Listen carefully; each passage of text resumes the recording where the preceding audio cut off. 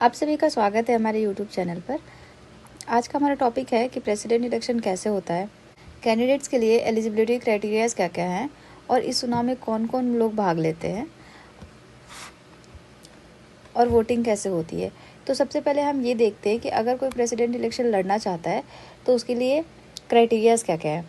पहला क्राइटेरिया तो यही है कि वो इंडिया का सिटीज़न होना चाहिए। दूसरा क्राइटेरिया वो कम से कम 35 ईयर्स का होना चाहिए। 35 ईयर्स से कम उम्र के लोग ये इलेक्शन नहीं लड़ सकते। तीसरा क्राइटेरिया यही है कि अगर किसी व्यक्ति को लोकसभा का इलेक्शन लड़ना है तो उसे जो क्वालिफिकेशन चाहिए उसके पास होनी चाहिए। मतलब कोई व्यक्ति जो प्रेसिडेंट इलेक्शन लड़ना चाहता है तो लोकसभा का इलेक्शन लड़ने के लिए जो क्वालिफिकेशन चाहिए वो उसके पास होनी चाहिए।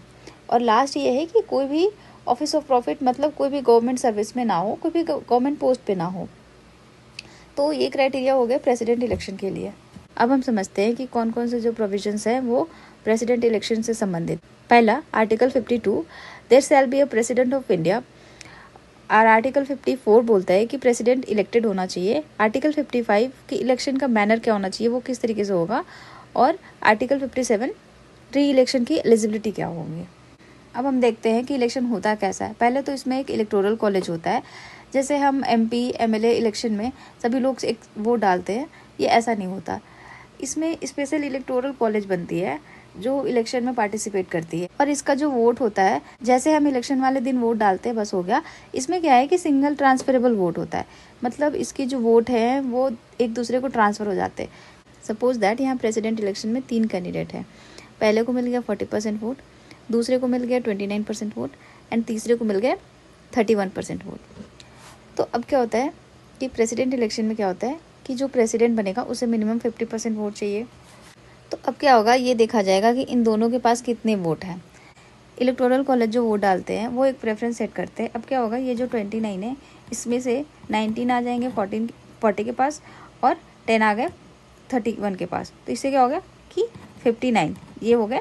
तो ये आगे बढ़ेगा। सीक्रेट बैलेट वोट का मतलब होता है कि जो भी वोट डालने जाएंगे वो किसी को अपना वोट दिखाएंगे नहीं कि वो वोट किसे दे रहे हैं।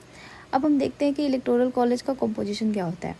एक तो MP MLA होते हैं पार्लियामेंट में, लोकसभा एंड राज्यसभा के इलेक्टेड वाले, ना कि नॉमिनेटेड मेंबर्स। दूसरे जितने भी इलेक्टेड मेंबर्स हैं लेजिस्लेटिव असेंबली के, वो भाग लेंगे। जो भी यूटीज़ है जिनके पास लेजिस्लेचर है, जैसे कि JNK, दिल्ली, पुडुचेरी, उनके MLAs भाग लेंगे। और इनके जो भी MP MLAs हैं उनकी वोटिंग वैल्यू सेम नहीं होगी। सबको थोड़ा थोड़ा अलग अलग वोट मिलता है जो कि स्टेट की पॉपुलेशन पर डिपेंड करता है। अब समझते हैं कि इसकी फॉर्मूला क्या है और कैसे वोट डिसाइड किया जाता है, किसको कितना वोट मिलेगा। तो सबसे पहले MLA वोट, उस स्टेट की पॉपुलेशन क्या है, कितने MLAs हैं वहाँ पे, फिर उसे 1000 से डिवाइड करते हैं, इसे MLA का वोट काउंट आ जाएगा। दूसरा, MP को कितना मिलेगा, उस स्टेट में टोटल MLAs हैं उनके कितने वोट हैं, अब उसे स्टेट के कितने MP हैं उससे डिवाइड करेंगे। तो दोस्तों ये था प्रेसिडेंट इलेक्शन के लिए एलिजिबिलिटी क्राइटेरियाज, कैसे उनका इलेक्शन होता है, इलेक्टोरल कॉलेज क्या होते हैं और कैसे एक एक MP और MLA को वोट नंबर्स मिलते हैं जिससे वो प्रेसिडेंट इलेक्शन में वोट करते हैं।